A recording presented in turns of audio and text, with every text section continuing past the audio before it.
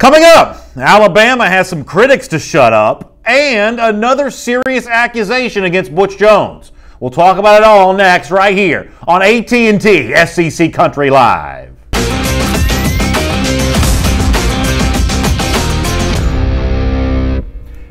Hello everyone and welcome to AT&T SEC Country Live. My name is Brandon Adams. It's the former Alabama All-American Mike Johnson. Busy show for us, final one of the week. We'll look ahead to all the games this weekend. A lot of coaching stuff to get to. Zach Abolverdi coming up later on from Gainesville, Florida. Talk about the Florida quarterback change, what's next in the search for replacement for Jim McElwain. We're going to jam as much as we can into the 60 minutes we'll be together. Yeah, lots of stuff to talk about. A couple of trap games. We're also going to talk about Malik Zaire and, of course, Butch Jones. He's the topic of the week. You give me some trap games? I love it. I love how you said Butch Jones so happily. Like, I know. as everybody's happy about Yeah, I know. We've been talking about him every day, and every day he gives us something else to talk about. That is exactly right. Of course, I will remind you before we get rolling here that AT&T is a proud sponsor of SEC Country Live. AT&T, entertainment your way. Make the switch to AT&T Wireless and DirecTV. They'll help you stay connected all season long. Let's dive in here at number one on our AT&T SEC Country Live First and 10 list. The big game on Saturday, I think it's safe to say, is Alabama-LSU. This has been a long rivalry with a lot of history on both sides, mostly dominated by the Crimson Tide here in recent years. The extra wrinkle to this year's game is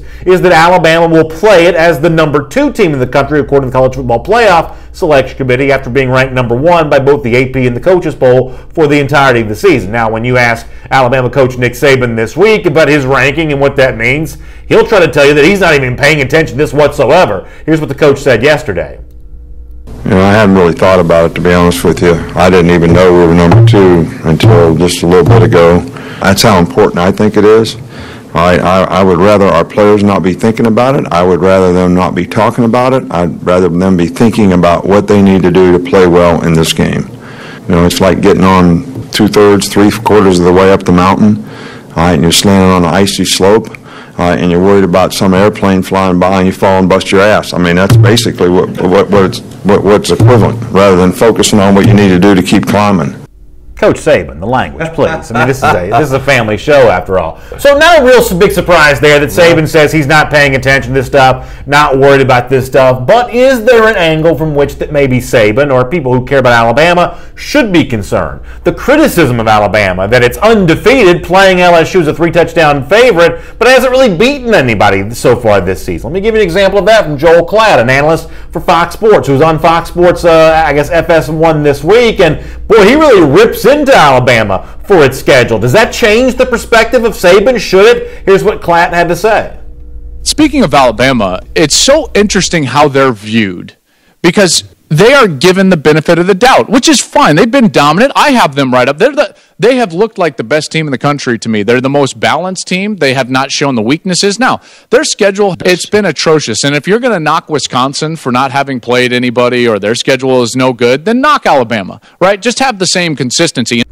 So first of all, I mean, there's a huge chasm in between Wisconsin and Alabama. It's one thing to be beating less heralded teams. It's another thing to be beating them badly, which is what Alabama's done this season. Obviously, I think most of our audience, even the non-Alabama fans, would probably agree on that. But the point I want to get to with you, though, is this. Does Alabama have something to prove against LSU on Saturday? We've heard now for the last few days the reason why Alabama's at number 2 is because, to use Joel Klatt's phrasing, the schedule's atrocious. They haven't played anybody. So does Alabama, with a weak resume up to this point in time, need to beat a ranked team badly to earn some credibility here? I'm going to go one step farther, and I'm going to say it doesn't even matter if they lost this weekend. It doesn't even matter. It doesn't even matter if Alabama lost this weekend. What changes? What changes if Alabama loses this weekend? Nothing. Absolutely nothing changes. Absolutely nothing changes if Alabama loses this weekend. Obviously, LSU control their destiny, but I don't know if they're going to win out either. So I think you can look at that game and say, hey, listen, if Alabama lost this weekend, found their way in the SEC title game, beat Auburn, beat Georgia, they'd still be back in the same spot. They might even be ranked number 2 again. And so I think this notion that Alabama has to do something and keep their kind of strength of opponent up and have to beat everybody by 3 and 4 touchdowns, I just don't think it's there. I think that, you know, at the end of the year, you're going to find a way to try to get in if you're Alabama because, listen, you're going to play Auburn, you're going to play Georgia. It's the same thing we talked about yesterday with Auburn. Can they find their way back in? The quality of opponents is going to be there. The next 3 SEC opponents they have on the schedule are all ranked right now. And so I think you just have to continue to do the same things. I don't think you have to worry about margin of victory. I don't think you have to worry about actually, you know, trying to run the table or doing the same things or worry about what your schedule was a month ago. just keep continuing to win games. I mean, it's like I said, I feel like you could even lose this weekend and still have every goal ahead of you if you're Alabama. Any concern for you that an Alabama team that's using some players that haven't really been in this spot before, they've got some freshmen they're kind of mixing in here, that because they've been untested by a schedule that's ended up looking pretty weak, that somehow they're not ready for Auburn at the end of the season, Georgia in the SEC championship game, that somehow that not going through the rigors of even LSU. I mean, the expectation would be that LSU would be one of the toughest games Alabama plays. They're a 21-point favorite, this weekend. I mean, is there any concern for you that, hey, maybe this team's not getting tested enough to kind of stand up and be ready to go? Well, I think from the outside looking in, it's possible to have that concern. I mean, you do have some younger players in a lot of different spots on this team, but they do have great leadership. I mean, we've talked a ton about what Jalen Hurts has meant as a quarterback, what Minkah Fitzpatrick has meant in the secondary, Rashaan Evans. It seems like they have a senior or at least an upperclassman at every position group. So I don't know if I worry a ton about what they're facing or how they're going to adjust to the opponents they're going to see down the stretch. Nick Saban has shown the ability year in and year out to get his teams up for a lot of these games. And listen, I don't know if they go undefeated. I don't know if they get into the college football playoff. I don't know any of those things. But I do know that Nick Saban is very good at getting leadership to step up in situations like this. So they will be well prepared. You would agree with me on this, though. Your point is right, that Alabama could lose on Saturday and still easily make the college football playoff. But while that's sort of technically true, were Alabama to lose on Saturday, that's not the response from Tide fans. It would not be, we're fine, we're still in the driver's seat for the playoff. They'd be saying, what's wrong with Alabama that we could not, answer the bell, answer these critics and kind of go out and clobber LSU like the Vegas experts thought we would. It would be a very bad sign. I mean, it would be a very bad sign if you're not able to handle business against LSU. But then again, I mean, if you're not able to handle business against LSU, then you probably weren't going to do it against Auburn, and you probably weren't going to eventually do it against Georgia in the college football playoff anyways. And so I think that if all those things start to rear their head, as a matter of fact, if Alabama's going to lose on their way to trying to get a national championship, I'd rather it be this weekend. I'd rather it not wait until the Auburn game right there with the season on the line or the SEC championship or later on. If you're going to lose, get it out of the way right now. But, I don't see it happening. I know that LSU has done a lot of good things here recently. But like we talked earlier in the week, I think Alabama is 7 to 10 points better than LSU is right now. Esteban Estevez says, go Tigers. Let's talk about that upset, or let's get that upset. Obviously, he'd love to see that, an LSU team that's been playing better. Gretchen Johnson with the Script A in her Facebook profile says, Bama rules, others drool. I believe that's a quote from the legendary former Coach Wallace Wade. I think that's engraved on his Stallings flag. actually said that. Was it a Stallings quote? I knew that was a a quote from some Alabama guy in the past, not quite sure who. Let me hit a couple other comments here. Justin Rangel says, Tigers are no threat to the Tide. You buying that Justin says LSU can't even threaten Alabama on Saturday? No, it's always a tough task. And I've mentioned this before on the show. I know that people look at it and see what LSU did against Troy and see what LSU did against Mississippi State. This team will be ready to play. This is coming off a bye week. They've had a time for Darius Guys, Arden Key, and company to get healthy. They're playing at a very high level in the secondary. They are able to rush the passer probably like nobody else in the SEC right now currently. So this is going to be a tough task. I hate the notion that LSU is not as good as it has been, because this is a no-win situation for Alabama if you look at it like that. They can go in and get a 21-point lead, and you'd say, oh, well, that's just LSU. They're struggling this year. Or they go in and get a close one, and everybody asks why Alabama didn't beat LSU worse. I think it's kind of a catch-22, but this is a very good team, and they need credit right now for what they've done the last 3 weeks. One final quote here. I love Cliff Nelson on this, who says, to be the man, you got to beat the man. Obviously, we make that reference from time to time to the Ric Flair thing from pro wrestling, but Cliff's a big outspoken LSU fan, like a lot of our audience is, outspoken about the team they care about. But there is an element when it comes to Alabama. There's only so much trash talk that you can actually do. If it's Georgia and Florida, both sides can go back and forth. If it's Auburn, LSU, both sides can go back and forth. But there is an element, and some of y'all think I'm an Alabama hater, so hear me when I say this. There's an element of getting ready to play Alabama that you can only take the tack that Cliff took. Until we beat you, we don't have a right to say anything yet. And most of the teams in the SEC are kind of dealing with that when it comes to Nick Saban and Alabama. Well, and here's what I'll also say about LSU, too. I mean, when you look at the recent history, especially under Nick Saban at Alabama, the way they've beaten some teams, it's not just winning 5 or 6 in a row against some teams. I mean, there has been games against Auburn, against Ole Miss, against Mississippi State, Arkansas that have been blowouts. Texas A&M, they beat Texas A&M 59-0. That's never the case against LSU. LSU teams always come in with a ton of pride in this game. They always play with a chip on their shoulder. I have to give credit to them where credit's due. That's why I have so much respect for their program right now. By the way, Greg Sizemore says Danny Etling better than Jalen Hurts. Love that opinion. We're actually going to talk about Etling a little later in the program. Maybe we'll get into what Greg says there. They'll take Etling over Hurts. That's a nice, strong opinion. That's what we like to do here on AT&T SEC Country Live. For now, though, let's move on and look at item number 2 on our AT&T SEC Country Live First and 10 list. And boy, I don't know. This looks to be more bad news for Butch Jones here. Hard to corroborate just how true this is, but it's another high-profile accusation against Jones. Let me show you a series of tweets here. One coming from a guy we mentioned yesterday, Trey Wallace from the Read Optional. He had the initial report about Jones at Tennessee playing a play that he knew had a concussion, and then he retweets this from Jalen Hurd's stepfather, who says Butch Jones called Jalen Hurd, that was his stepson, his concussion a lower body extremity. Essentially lied about it. The media said Jalen was benched for A&M and wasn't allowed to travel. Arthur Smotherman goes on to say, when the truth was Jalen was never cleared from the doctor from A&M, but Butch couldn't correct the media or would expose him for having told a lie there. Now, this is a guy that's been outspoken about Jones before. Remember the other day, he's the one that said, hey, every time they run the football, they do this. And some people looked at the film and said, you know what, at least to a certain extent, he's kind of right about that. I mean, does this criticism to you stick to Jones? And I'm going to defer to you on this because you played the game. Goodness knows how many concussions you probably had. Oh, come on, man. That's so wrong. There's got to be some kind of politically correct thing that just got crossed right there. You know what I mean. Yeah. But I am going to defer to you on this because I start off being nice and end up still going the wrong direction. I am going to defer to you. You played the game. Right. This means something to you. What do you make of Jalen Hurd, the running back last year, who left the team sort of in glorious fashion? What do you make of that? Well, listen, I think when you first approach it and you first start reading some of the words that come out of Jalen Hurd's stepfather's mouth, I think you look at it and go, oh, maybe Butch Jones is a liar. Maybe you can't believe him about some of these things. But I think when you start looking between the lines, and I remember when this all happened with Jalen Hurd, it was in the Georgia game. I think he got the concussion. And right afterwards, his stepfather did an interview, and I think I got this quote right here. Jalen realized he was hurting more than originally thought, so they didn't put him back in the game as part of the concussion protocol. And then he didn't travel the next weekend. So I think in a roundabout way, he almost defends Butch Jones here, not even meaning to, and saying, listen, this is a guy who, when there was questions about a concussion with Jalen Hurd, he came out of the game, not only came out of that game, but didn't even play the next week. So that's kind of the line I draw here. But there's a weird thing about this. I don't want to get too much in the weeds on this. I didn't realize this was the game because you had mentioned before the show that this is what you'd heard. I didn't realize this was the Georgia game, and we don't have this video. I'd give anything if we had to show it to you. You were probably watching another game. You may not have seen this. Something weird happened to Jalen Hurd in that Georgia-Tennessee game a year ago. He caught a pass, started walking in the end zone, and got rocked, fumbled the football. Now, Tennessee goes on to win the game, so that becomes a sort of an inconsequential play. But there was reason to believe, if you were watching the game that day, that Hurd did get benched, and he should have gotten suspended for kind of how he behaved during that Georgia-Tennessee game. I don't know what's true here, but this notion that he was definitely, dealing with a concussion protocol in the Georgia game or the Texas A&M game, people watching that game would have found it very easy to believe he had been benched. Well, no, I understand that. And listen, even if he did, I think that you can't put that on Butch Jones. I think that's actually a positive mark in Butch Jones' direction. If he benched him because he was walking in the end zone.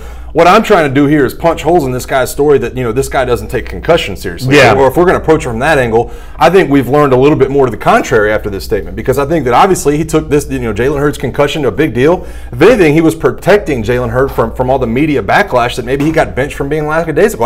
I understand why people look at this and think this is a big deal, but for me, this does a little bit sound like a player's father that's scorned. Joey Timms has an interesting comment. He says Butch is still employed because he's got a great relationship with Tennessee AD and higher-ups. Now, I don't know about the AD. The AD's relatively new there, but certainly there is a reason he's still employed.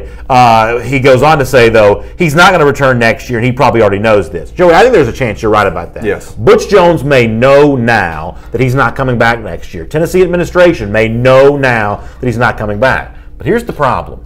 When you leave a guy that you know is sort of a lame duck coach employed, all of a sudden the people who now feel like they've got every opportunity to sort of air grievances against him, like Jalen Hurd's stepdad, like whoever it was that dropped a dime on the offensive lineman playing last week, all of a sudden now people are going to be emboldened to kind of settle grudges against this guy. And ultimately it doesn't hurt Butch Jones as much as it hurts Tennessee. It makes Tennessee look like a program that's sort of soft on concussions as opposed to just Butch Jones here. There is a price to be paid for leaving a coach employed who you know you're going to fire at the end of the season. You can't control the PR spinoff on that, and I think that's what's happening right here. Well, I agree with you. And listen, we're going to get into Will McBride here in a little bit in a couple of topics from now. That's another danger when you talk about a guy like Butch Jones, who is a dead man walking, controlling your program, having the future of some of his players in his hands. Like I said, I'm not going to give away topic number 5, but we're going to get to Will McBride here in a little bit. I just think it's a dangerous look.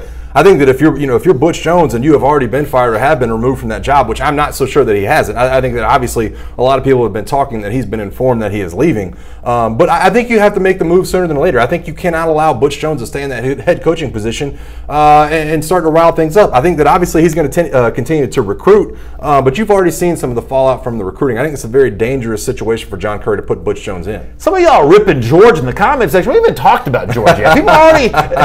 Hey, welcome to being number 1. And that's exactly right. The target on the back of UGA. Apparently in the comment section, that's what's going on there. We will get to George later on. Some of y'all already ripping Georgia. Look at Julie Meyer-Potter. Some of y'all got some negative stuff about Georgia. I tell you what, you're right. It's a new era when it's Georgia who's taking all the slings and arrows in there. For now, though, let's move on and look at item number 3 in our AT&T SEC Country Live First and 10 list. And there was some talk this week that it might happen. Now it becomes official that Malik Zaire is going to start for Florida on Saturday against Missouri. Now, Florida's not playing for anything other than a chance at bowl eligibility here, but Randy Shannon, his first official act as interim coach of Florida is to put in a new quarterback here. You like this move here for Florida? I mean, there's a couple ways this could spin. You like Zaire starting against Missouri? I actually do like it, and I don't know if it's because of what Felipe Franks is or what Malik Zaire is, but I like the fact that Randy Shannon took over this job and said, hey, listen, we're going to open this for competition. There is still an opportunity for Florida to end the season at 7-4.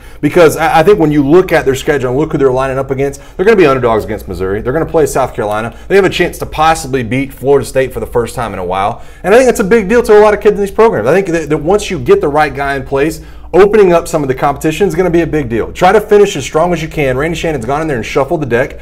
And, obviously it's not a good thing that Florida has played 3 quarterbacks this year in different roles and is going to start their third one this weekend. I think you and I even mentioned back in July or whenever this Malik Zaire stuff happened that, if you have 2 quarterbacks or 3 quarterbacks and you don't have one, they still haven't found one. And so I think you have to shuffle the deck at this point in the season and hope for the best. Maybe Malik Zaire can light a fire. So I'm going to be blunt here for a moment. I think depending on who Florida hires as its next head coach, it may be tough to hold on to Matt Corral, the 5-star quarterback you currently have as commitment to the class 2018 at Florida. Now, you and I will go back and forth about Corral's chances of being Florida starter next year, but let's say that you bring in a guy like Scott Frost, who's running more of an Oregon-style offense and maybe doesn't fit Corral as much. Maybe Corral moves on. Well, at that point in time, I guess you're not going back to Felipe Franks then either, so you may be rebooting the quarterback position here as well. I mean, I think the presence of Corral next year sort of reduces your obligation to Franks a little bit this year, because if they were both on campus together, I just simply think Corral is going to beat him out for that starting job. But for this year's Florida team, you almost have to wonder if Zaire comes in and provides an extra spark. If all of a sudden his legs, some of his arm, a little bit, that'd be mostly his legs with Corral or with Zaire. If he's providing something that Florida didn't have before, if you're a Gators fan, you got to wonder, should we have gone to this sooner? Because there was clearly a revolving door between Del Rio and Franks for a while. Zaire could not get involved on that. They really liked Kadarius Toney when healthy better than Zaire. At least that was the case when Jim McElwain was the head coach. I mean, is this going to be a too little too late thing if Zaire plays well? I think there's a smaller chance that Zaire won't play. I mean, a bigger chance that Zaire won't play well. I think when you look at the offensive system, when you look at Doug Nussmeier does, this is not a spread system. This is a pro-style system similar to kind of what Georgia's running right now. And I think when you look at it, this is just not what Malik Zaire was meant for. He was meant for things to be kind of opened up, a little spread situation, allow him to kind of move the pocket. That's not what Malik Zaire is walking into. But maybe he does light a spark. Maybe they do win 3 of the last 4 games, and maybe they turn it and look at this and say, you know what, this was the beginning of something good for Florida. And I'll be clear about this too. I told you a couple of weeks ago that I didn't think Matt Corral would walk in and get the job. With Jim McElwain out of the way, those chances for me just went straight through the roof. Okay. I didn't believe that all of a sudden some true freshman was going to come in and do some things that the last 3 years hasn't been able to do at Florida under Jim McElwain. But hey, maybe you do get a fresh coach in there. Maybe you do get somebody that's better at working with quarterbacks, and you can make Matt Corral look a lot better. It's actually kind of similar to Georgia in 2015. Mark Richt lost his job. Georgia had the commitment from 5-star quarterback Jacob Eason. Kirby Smart, upon taking the job, was able to kind of go up to Washington, visit with Eason, and maintain that commitment. That'll be the job for the next Florida coach, whoever that is. We'll have more on that a little later on the show. For now, though, let me remind you that my name is Brandon Adams. This is Mike Johnson, former Alabama All-American, and this is AT&T's SEC Country Live. Of course, AT&T, a proud sponsor of SEC Country Live. AT&T, entertainment your way. Make the switch to AT&T Wireless and DirecTV. They'll help you stay connected all season long, including this weekend with a whole bunch of big games. One of those involves the Auburn Tigers.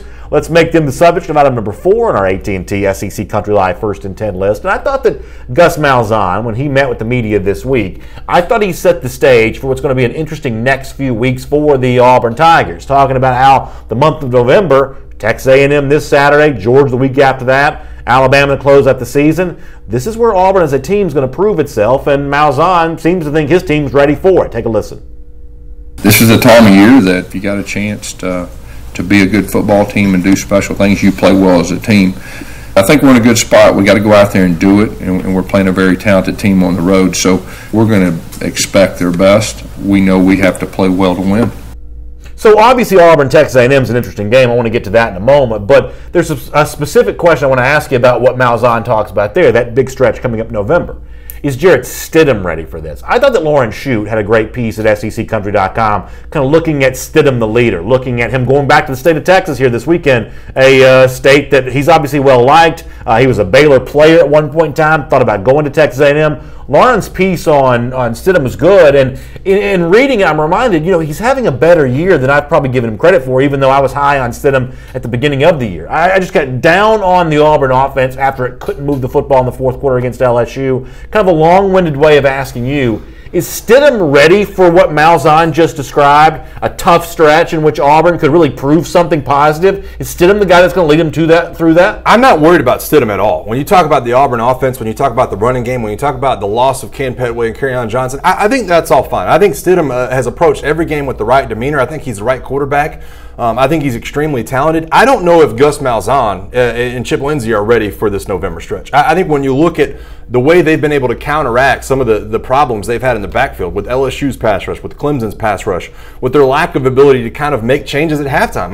That's been the question for me all along. I told you before the season started that I wasn't sure why, pointing to the schedule, but I thought that Auburn would go 8-4 just because that Gus Malzahn has not shown the ability to really coach this team very well down the stretch. And I'll go back to a game against Texas A&M in 2014. I think Auburn was number 3 at the time. Texas A&M was like 6-3 going into this weekend, the same very game, and Texas A&M was able to beat them. No reason they should have beat Auburn with Nick Marshall and the way they were rolling that year, but they did. They pulled it off with a true freshman quarterback in Kyle Allen, who went 19-29 for something like 300 yards, and it was a bad look for Gus Malzahn. And I think that Auburn program almost since that weekend has not been the same. And I think you're going to see a lot of the same elements coming in this game this weekend where Auburn has to show the ability with Gus Malzahn, Chip Lindsey, Jarrett Stidham, this entire offense to be able to do the small things right on their way to getting a chunk yardage. Jeremy Pettis says I'm backpedaling on saying Stidham's going to win the Heisman. Cliff Nelson kind of saying the same thing. For those of you who've been with us for a long time, you'll remember back in the offseason, I was very high on Jarrett Stidham, talked him up a lot.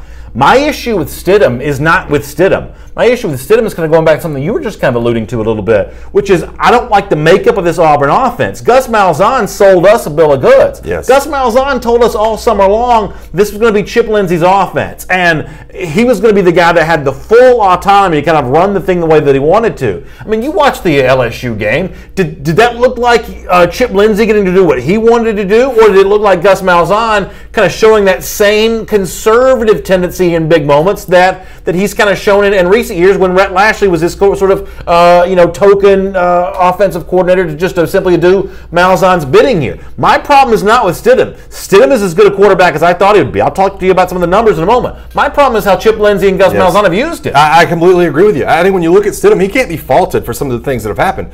This offense is built on chunk yardage. It's built on his receivers beating the other corners. When they've come up against corners they can't beat, LSU and Clemson, they haven't been successful. There's no intermediate routes. We've talked about this a ton of times on the show.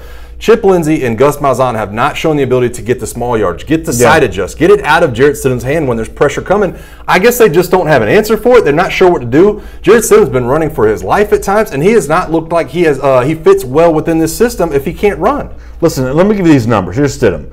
65.8 completion percentage this year, 9 yards per attempt, which is really pretty good for those of you who are not, fully versed in that stat and kind of what the standard is. 9's actually pretty good. My problem, though, is it's just 8 touchdowns to 3 interceptions. How do you have a guy completing nearly 66% of his passes who's moving the chains at 9 yards per attempt, and you've only found a way for him to throw 8 touchdowns this year? You've got to add that element of the Auburn offense to make a run. If they do, they'll beat Texas A&M on the road on Saturday, and they're dangerous against Georgia and Alabama in Jordan-Hare Stadium later on in the month. But the issue for me is not Stidham himself; it's how he's been used. Yeah, there's such a lack of creativity right now, and that's what Gus Malzahn's been known for so long: creativity within the offensive scheme. When Gus Malzahn showed up at Auburn, when he was an OC back in 2009 or 2010, showing up at Auburn, I mean, it felt like a new era. He was bringing in this crazy style. I mean, there was so much misdirection. There was so much, quote, eye candy. There was so many different things for the linebacking corps to look at.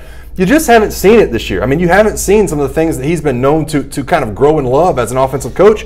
And without a running style quarterback, they just haven't been as effective on offense. Michael Brunger says Stidham's going to blow Alabama up. And there's a chance that Stidham does have a big individual game before the season's done. And I think Alabama, believe it or not, is the kind of team that he might be able to do that. And for those of you who think I'm backing off that, I'm not. I still think Stidham has a big game against Alabama. I absolutely do. But I think the problem that Auburn fans are going to have here is that if all Jarrett Stidham provides you is one big game as opposed to a big month, then you didn't get the best of Jarrett Stidham. He's too good not to have a real hero moment in Auburn uniform, but Auburn fans want to see a full month of him leading this team, not just one day where the stats kind of all fall together in the same time. I agree with you. And listen, if that's all you're getting out of Jarrett Stidham is that one game this year where you really felt like he took over and led this program with 400 yards, and that's not to say he hasn't had good games this year. Jarrett Stidham has led a good Auburn team. They've only got 2 losses. They're sitting there at 6-2. They still have everything left in front of them. So I don't want to sit here and act like we're bagging on Auburn and they're a terrible team. It's just that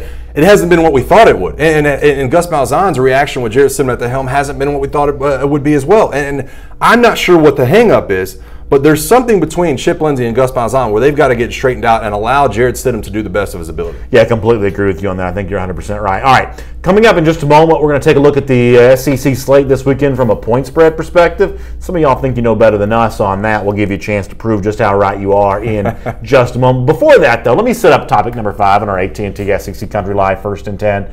You got to realize that Mike, even though he's a big guy, played in the league, played at the highest level in college, he's actually, I would say, a pretty mild-mannered guy. I mean, the people who work with us on a daily basis, y'all agree with this. I mean, Mike's the easiest going, never gets that upset. I'm sort of poking him with the stick all the time just to see if I can get him worked up about something. It almost never works. He came busting through the door this morning, so mad about something. It's actually kind of a setup for topic number 5 because in this case, Mike, believe it or not, the Alabama guy, I think actually speaks the heart of what's on the mind of Tennessee fans for a moment, which we'll also get to here. So let me do topic number 5. Let me show you the tweet, first of all, that Mike was so upset about. Mike Wilson's the guy that covers the Vols for Knoxville News Sentinel. He tweeted out from the Butch Jones press conference yesterday that Butch just said he'd burn a red shirt on freshman quarterback Will McBride for one play if Jarrett Garantano's head came off. It just... Listen, that's a very different situation. There's been a lot of bad things for Tennessee. That's a much more serious situation. If his helmet came off, Butch Jones would burn a kid's red shirt for one play. This has got you all burned up. I've never seen you so upset about that. I mean, it makes me want to backslap Butch Jones. I mean, there's been a ton of bad decisions made in his tenure at Tennessee. But I cannot imagine anyone having longer-lasting effects than you burning a red shirt for one play. Because, by the way, Jarrett Garantano's helmet has come off every game that he's played in. Yeah. I mean, the helmet is always sliding off his head. He's a running quarterback. Right. Things like that are going to happen. You're telling me for one play that John Kelly cannot be in Wildcat, or that you can't find some kind of walk-on quarterback to go out there and take one snap and hand the ball off on a running play, that Butch Jones, who is not going to coach this team beyond this year, everybody knows it. Right. You're telling me he's going to ruin a year of this kid's career because he doesn't want to put somebody else in at the quarterback position. It makes me furious. But am I wrong for saying this is just BS like everything else he says? It might be. It might be BS. And that's the case, then I think it just goes on to the bad look that we've been talking about Butch Jones has been giving off. And maybe he is lying about it. Maybe this is I'm not telling you he's lying about it. I mean, I think he may believe it himself, but I think the problem with Butch Jones is, to use those initials one more time, the problem with Butch Jones is I think he just believes a little too much of his own BS. Yeah, I think he does. And listen, if I'm McBride's dad, if I'm the AD, if I'm anybody else involved in this program, I'm stepping in to say something. You will not burn my kid's red shirt here. All the work he has put in over one play to get a trash snap when you could have put anybody else on the team in that situation. Okay, can I make you feel better then? Because I think that the anger that the Alabama guy Mike shows for Butch Jones there, I think there are a lot of Tennessee fans who feel very much the same way. So kind of stepping into the void to make all of you feel better is this Vols fan who kind of took his anger and frustration, he turned it into art. He picked up his guitar, he started strumming the notes of this song. Take a listen. Hello, Vol fans. just want to let you know that I'm a Vol for life, and that'll never change, but I know when it's time for a coaching change, and the time is now. And I'd just like to say, Butch Jones, your time is up, buddy. And this goes out to Vol Nation. Butch Jones, you can't coach this team in Tennessee. You done paid your dues, so I'm telling you, move on back to the AAC. You brick by brick, that's probably enough of that. It's pretty funny. First of all, I think we've had this guy on the show before. I think he's written some songs before. You saw his Twitter handle, Tony VFL on Twitter. You can check him out there. He's got some other stuff on his Twitter feed there. So does that make you feel better? The fact that you get angry and frustrated over Butch Jones, but you just come on here and spat off words. Yeah. This guy is actually writing a song about it. He makes me feel a lot better. He's cooled me off a little bit. He's got a good voice. He does have a good voice. He kind of brings this attitude to you right there. He's talking with the bottom lip. There's also an element when you have that sort of like that homespun, voice. Like everything you say just sounds so earnest and believable, right? It's like when you've lost that guy, you've lost the state of Tennessee. Yeah, you have. And there's not one speck of any other color in there other than orange. I mean, like the wall, the hat, the jacket, the whole thing going on. You can tell. Yeah, he even had the Tennessee state flag and orange. Yeah, it makes me feel a little better. I feel a little bit better. I feel like when they're writing songs about you like that, your career at that point is essentially over, right? It's time to go, Butch. Yeah, it is time to go. Speaking of being time, it's also time here on AT&T SEC Country Live to get ready to take a look at some of the games on Saturday from a point spread perspective. It's our friends at MyBookie.ag that bring it to you. We call it our MyBookie Best Bets. All right, let's take a look at some of these. We talked about the Auburn-Texas A&M game before.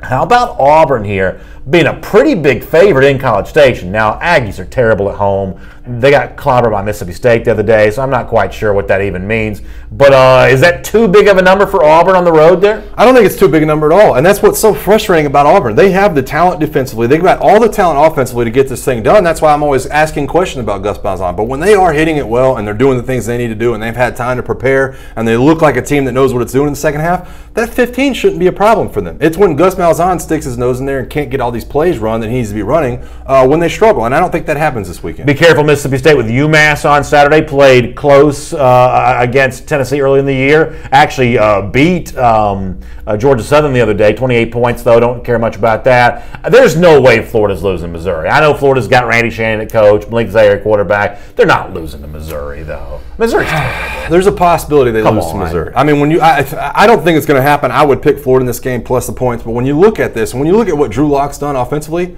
it's crazy. I mean, it's a historic pace. He's thrown for 2,500 yards. He's got a ton of touchdowns. They got all kinds of offensive talent when you look at that game. I think that it's going to be about defensively, how does Florida respond, and if they can pressure Drew Lock in the backfield. I think they can. Joel Anthony Dean says he thinks Auburn covers the 15 against Texas A&M. Appreciate you weighing in on that. How about South Carolina, Georgia? Georgia's Sportnet #1 ranking. Pretty big number against the Gamecocks here. Georgia, for the most part, has soared past the point spread each and every week. Do they need? I'll ask you the same question about Georgia I asked about Alabama. Alabama, some people would say, has pressure because people say they haven't played anybody. A lot of people sort of look askew at Georgia being #1. Is this a week in which Georgia needs to cover the number? And I'll give you the same answer I gave about it. They could lose this game and it doesn't matter because they're undefeated. And you're looking at now. Georgia can't lose. I mean, Georgia's the #1 team in the country. People, the critics of Georgia say they're not going to stay there, that they're overrated. I mean, Georgia's got a little pressure. You got to say that. Well, right? They definitely have a little bit of pressure. But when you talk about the end of the season aspirations, and neither one of these games actually matter in the long run. And Georgia specifically, I mean, Alabama still has the ability to kind of give up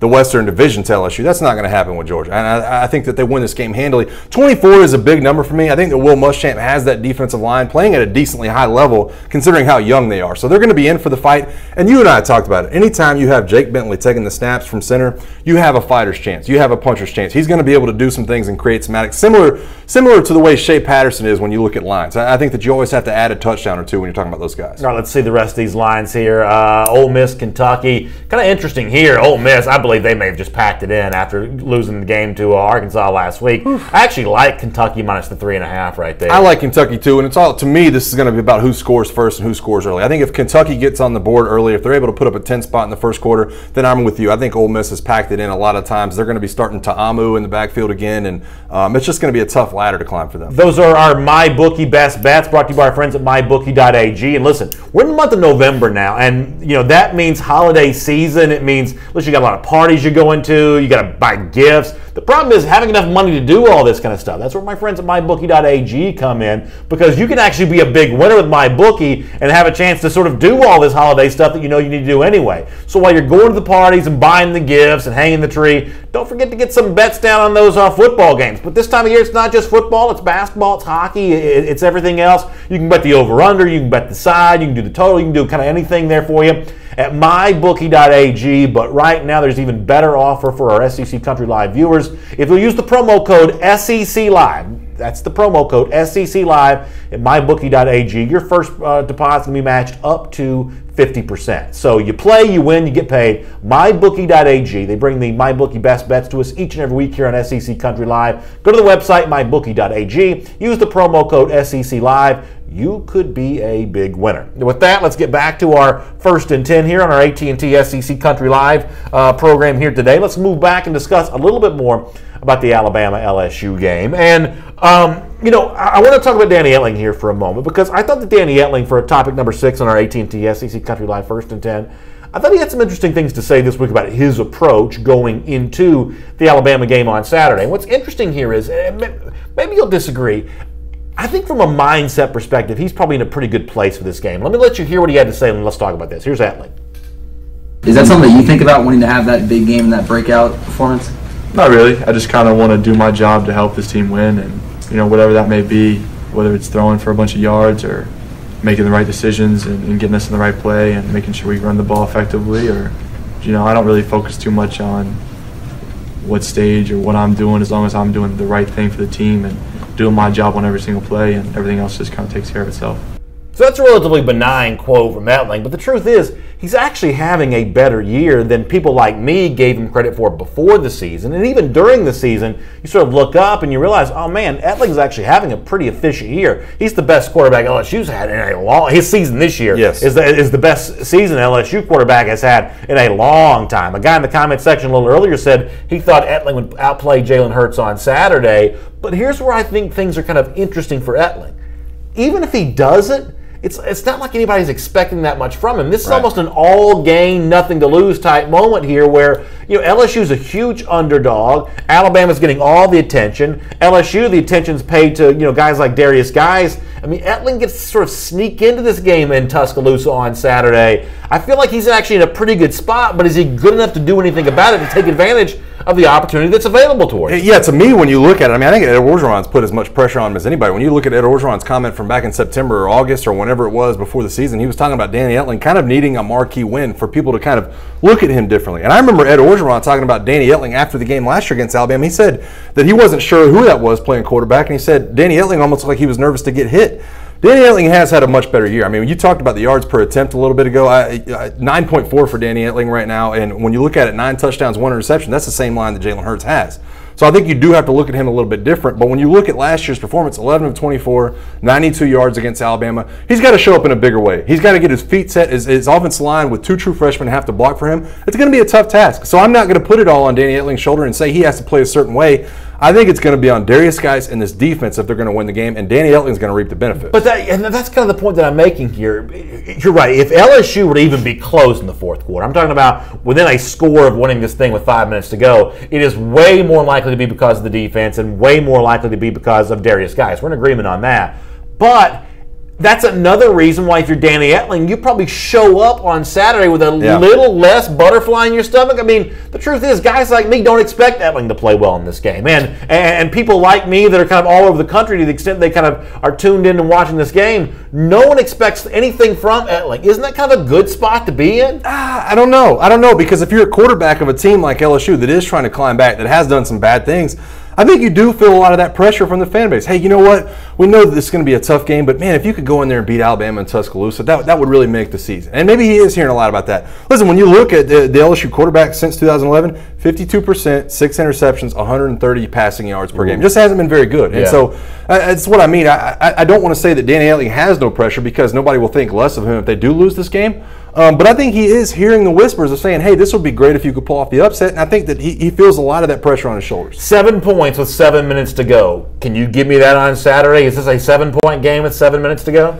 I think so. I think I'm looking at 7 to 10 points. I think it'll be a 10-point game in the fourth quarter with an opportunity for LSU to do some things. I don't think LSU is. I mean, I know they lost to Troy, and I know that at some points it looked like they quit against Mississippi State. But I think they're going to be in this game till the end. I think they're going to fight it out. So, for those of you kind of on the fence about this game, Mike just gave you a big reason to watch it. Now, I don't work for CBS. I'm not promoting the game. I'm just saying that Mike seems to think this is a little bit better television than maybe some other people do in terms of LSU having some ability to keep this thing close. All right, in just a moment, we're going to bring in Zach Abolverdi, who covers the Florida Gators for SECCountry.com. But as a way of setting up our conversation with Zach, let me move on to item number 7 here for a moment, because if you look at the betting markets right now, the odds-on favorite to get the Florida job is the UCF coach, Scott Frost. He's way out in front of anybody else that Florida might be able to hire. But you do get the impression here that Florida may have some competition for Frost services here. Take a look at what the Nebraska athletic director, newly hired Nebraska AD, said on a recent radio interview. It's Bill Moose, the AD. He was on the radio out there in Lincoln. He said about Scott Frost when asked, this is a guy who knows a lot about Frost apparently, I know he did a fabulous job at Oregon, especially the offensive coordinator, developing a Heisman Trophy winner, talking about Marcus Mariota, a team played for a national championship. He's got the full package. He has roots here, raised in the state of Nebraska, played for the icon, Tom Osborne. That's a guy who sounds like he wants to hire Scott Frost. Yeah. Is Nebraska a legitimate threat to Florida to swoop in and take Frost? And I guess as a sort of a double, part B to that question, does Florida even care? I mean, does Florida like Frost as much as Nebraska seems to? Well, I think they should care. I think anytime you're talking about somebody's alumni and whether or not they'd go back and coach at that place, that's always going to be something in the back of somebody's mind. It doesn't matter which program it is. It doesn't matter which tier of football it is. You're always going to think about going back and coaching your alumni, in my opinion. So I think it's definitely got to be something in the back of their mind. My question to Florida would be, if you do feel like hiring Scott Frost this year and Nebraska doesn't, do you think at some point he will leave Florida to go over to Nebraska? I also think if you're Scott Frost, you got to look at it and say, if I go to Nebraska, can I win a national championship? Is the path there anymore to do the same things that we were doing 20 years ago?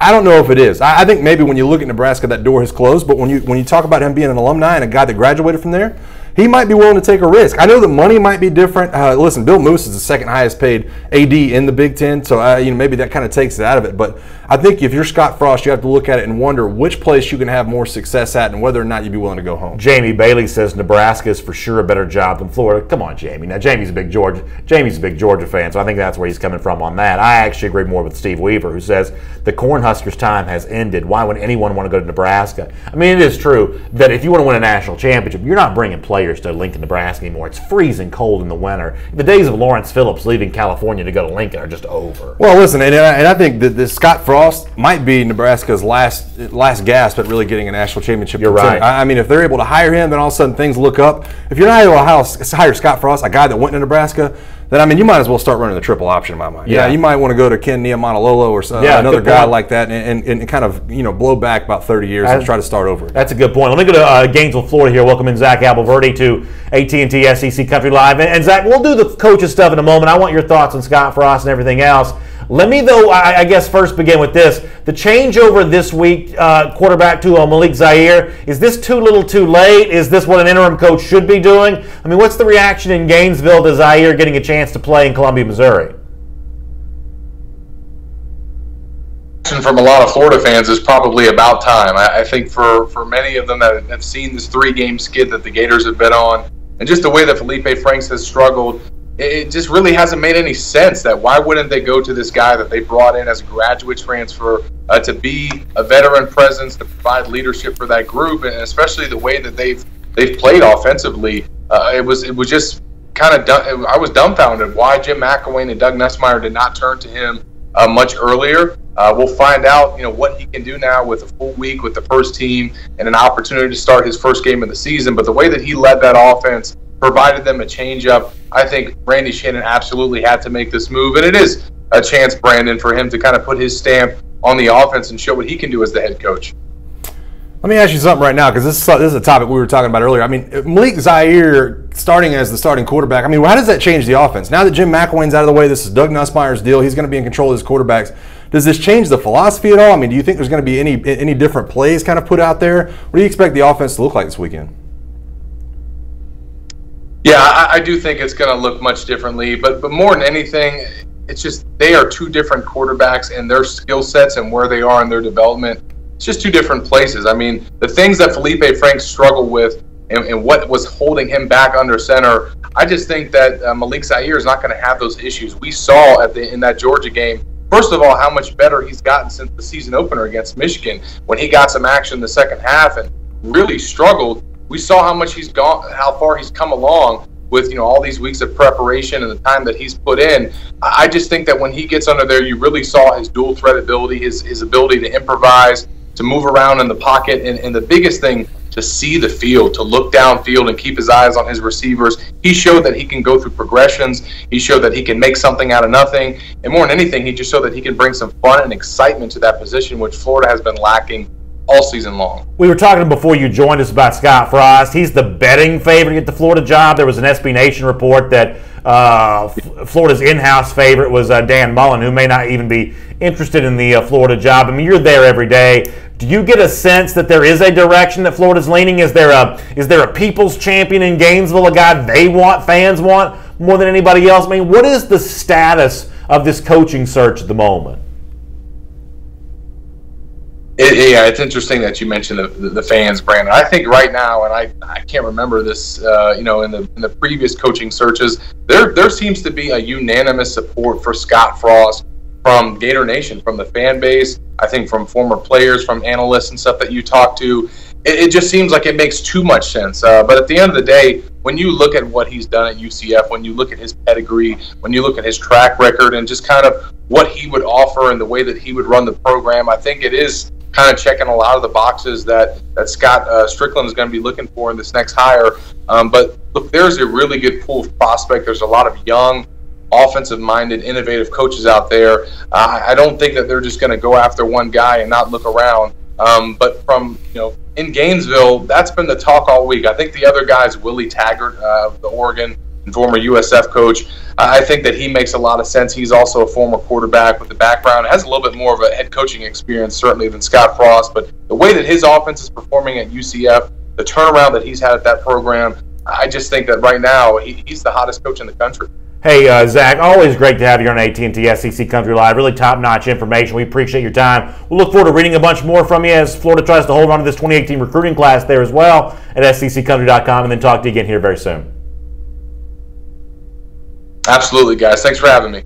Good stuff there from Zach Albaverde. Did you catch that word? Yeah. Near unanimous on the part of fans that they would like to have Scott Frost over anybody else. Is he that good of a candidate in your mind that he ought to be drawing unanimous support from the fan base? Well, he kind of goes against something I said a couple of months ago on the show, or at least a month ago, where I said I hope that a lot of these guys are going to have the job openings hire proven Power 5 coaches. And he's not a proven Power 5 coach. So I think there is a little bit of that to juggle, but listen, I mean, this is a guy who's proven that he can run offenses. He has the number one offense in the country right now, and the cupboard is not that empty at Florida. I think that's what these coaching candidates have to realize, is that you still have some talent on Florida, especially when you look at the wide receiver position, the running backs, and you're going to have some good quarterbacks next year. So the cupboard is not empty, and a guy like Scott Frost might be able to make some noise in year one. That's Mike Johnson. My name is Brandon Adams. This is AT&T's SEC Country Live.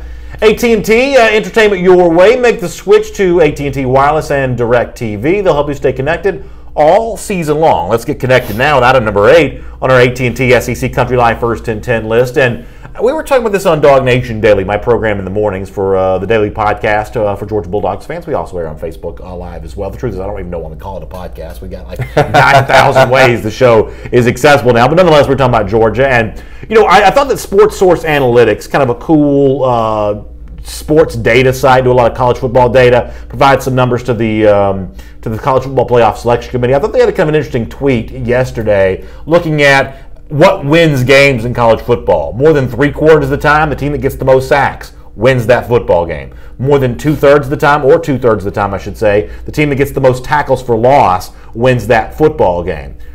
Problem for Georgia in that regard, though. When you look at two big games coming up the rest of the year, we know Georgia's going to play Auburn in a couple of weeks. Auburn's got way more sacks, way more tackles for loss than what Georgia's had this season. And if you want to sort of project ahead to the month of December, Alabama, if Georgia were to play them in the SEC championship, also more sacks, more tackles for loss. Is it a concern for Georgia that while the defense has been good, they're keeping teams out of the end zone, they're certainly doing a great job stopping the run, they're not wreaking havoc in the backfield right now the way that teams in the SEC like Auburn and Alabama are? Yeah, I at first when I saw this, I didn't know how to digest this information. I feel like when you look at Georgia's front seven and the pass rushers they have, they can be dominant. But, I mean, you can't look away from what the stats have said. I think when you look at the way Alabama's really attacked teams, I think it's been more through the blitz they've been successful, and Kirby just hasn't had to do that. I mean, he's played the front seven. He's played them straight up. Bama's been bringing Sean Deion Hamilton, Rashaan Evans, Levi Wallace from the corner position. I think has 4 sacks this year. So it is tough, and it is interesting to look at this. I think they're schematically, they're just going about things in different ways.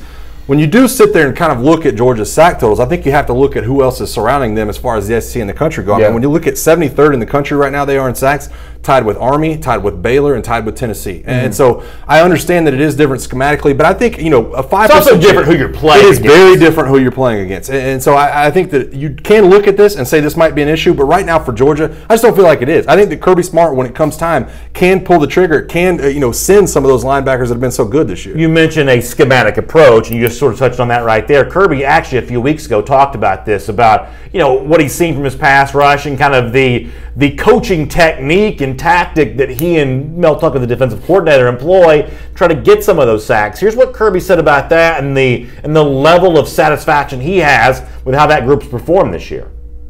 That's one of the big things we've tried to improve. So you can improve your pass rush by bringing more guys, or you can rush 4 better. And obviously I like to rush 4 better than bring in more guys. So we've tried to find ways to do it, but it's not always been exactly what we wanted, what we want to create, but it's certainly improving. So here's the thing, I mean, and you kind of touched on this, you can't in any way sort of squabble with the Georgia defense. The Georgia defense is among the elite, among it's one of the 10 best defenses in the country by any measurement you want to look at. But in terms of teams with also good defenses, not only do you have to sort of keep the team out of the end zone, but you got to affect the game the way they do. Auburn's defense has affected games this year. Alabama's defense, where Georgia played them in December, has affected games this year. Georgia doesn't beat Notre Dame back in week 2 if Davin Bellamy, Lorenzo Carter don't come up with, and I hate this word, but I'm going to use it here, they came up with clutch sacks. They got sacks when they really needed to. I sort of look ahead and think about, how does Georgia beat in Auburn? How does Georgia beat in Alabama? Some of those clutch pass rushing moments, either because a blitz is dialed up or because a front 7 guy just beats his man.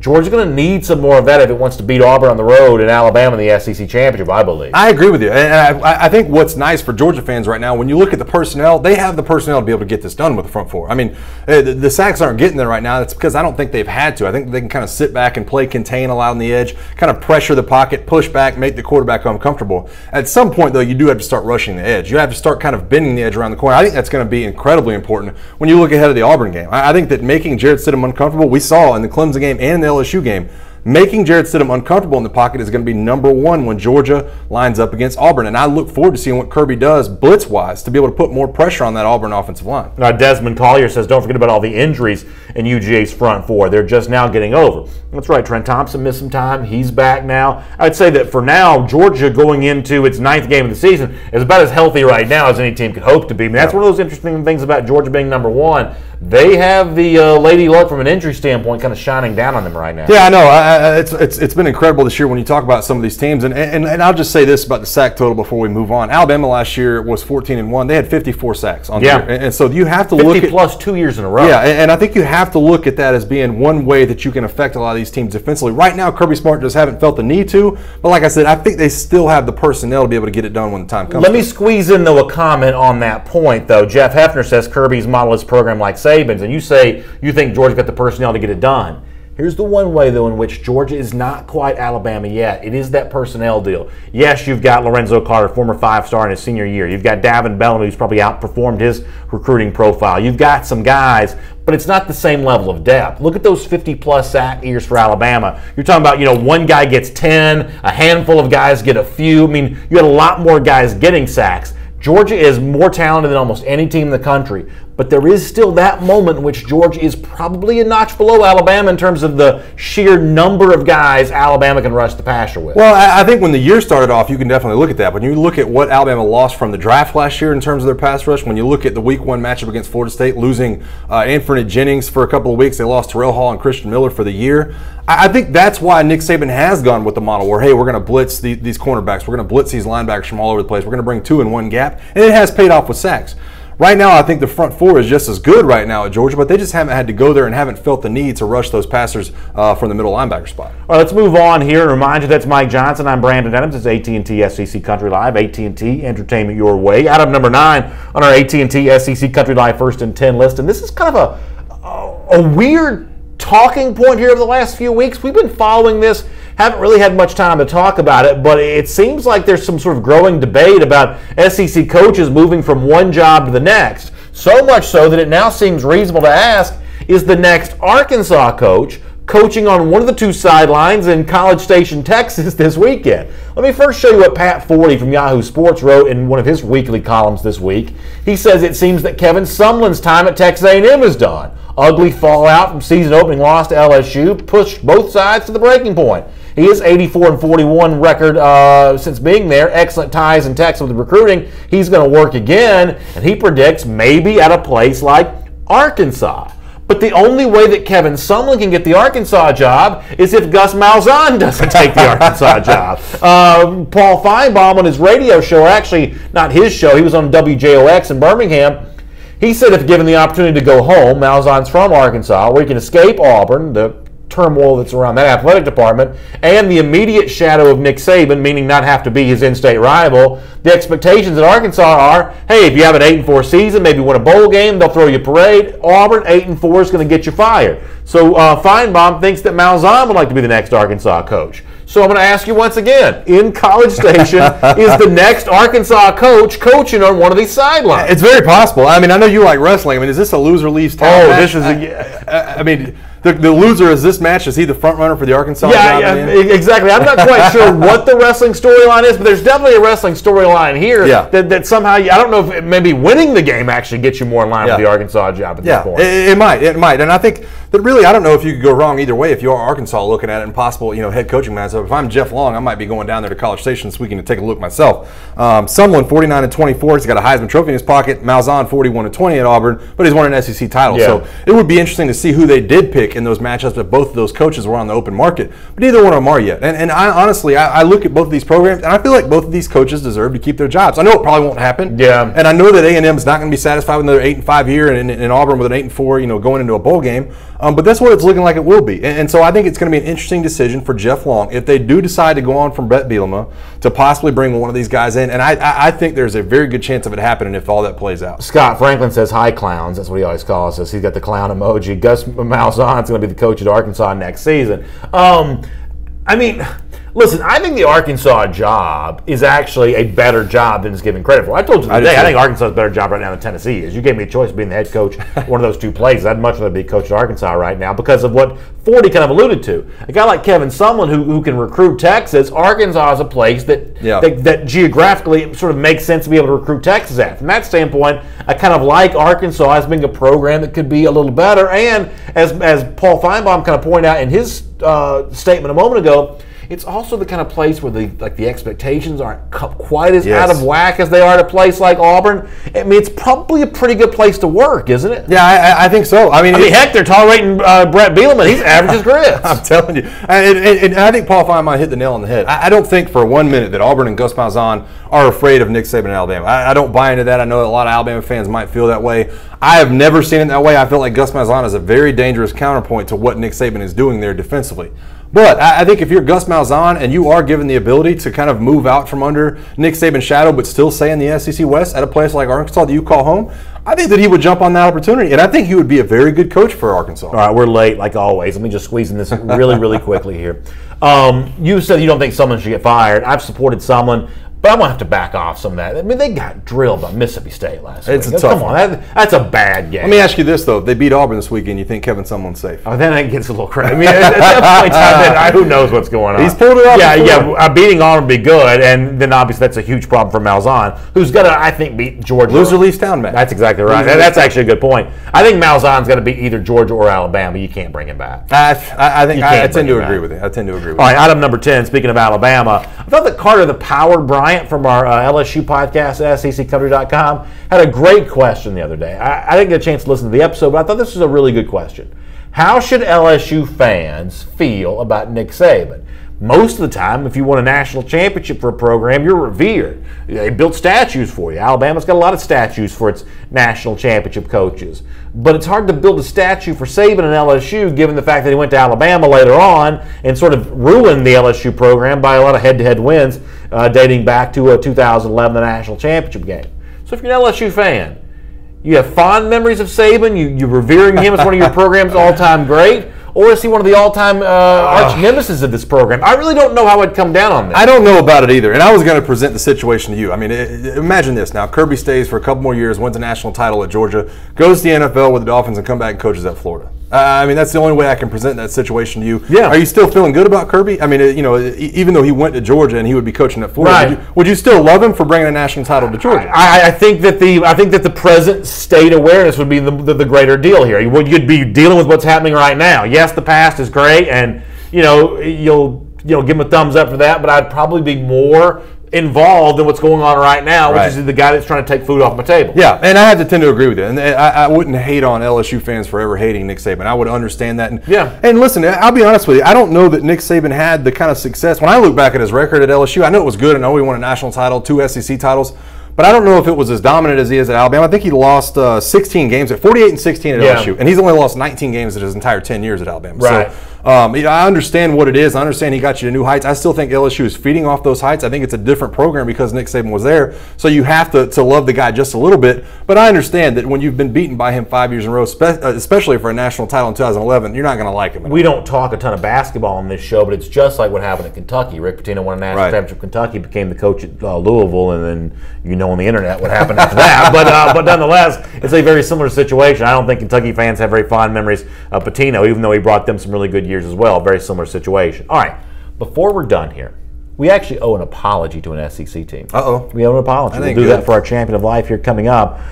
Before that, though, let me remind you that AT&T, proud sponsor of SEC Country Live. AT&T, entertainment your way. Make the switch. AT&T Wireless, DirecTV. They'll keep you connected.